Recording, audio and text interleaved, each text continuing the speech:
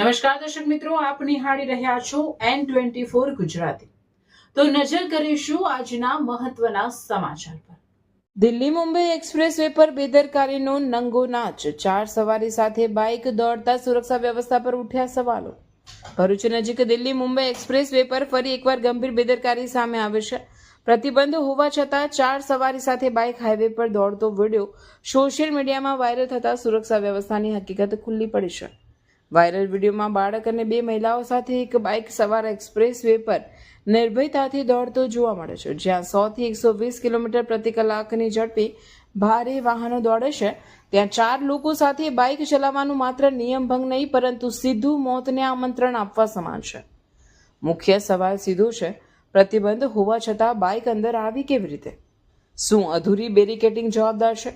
શું service road ખુલ્લા છે કે પછી પેટ્રોલિંગ ગાયબ છે? કરોડો રૂપિયાના ખર્ચે બનેલા એક્સપ્રેસ વેની સુરક્ષા વ્યવસ્થા અંગે હવે સવાલો ઊભા થયા છે।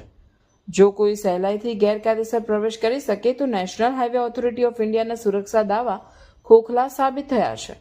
હવે તંત્ર માટે આ વાયરલ વિડીયો અંતિમ ચેતવણી સમાન છે। ગેરકાયદે પ્રવેશ તાત્કાલિક સીલ કરવું, સતત પેટ્રોલિંગ શરૂ કરવું અને કડક દંડાત્મક કાર્યવાહી કરવી અત્યંત જરૂરી બની છે, નહીં તો કોઈ મોટી દુર્ઘટના દૂર નથી। હવે પ્રશ્ન યથાવત છે, શું તંત્ર સમયસર જાગશે કે પછી કોઈ મોટી દુર્ઘટનાની રાહ જોશે?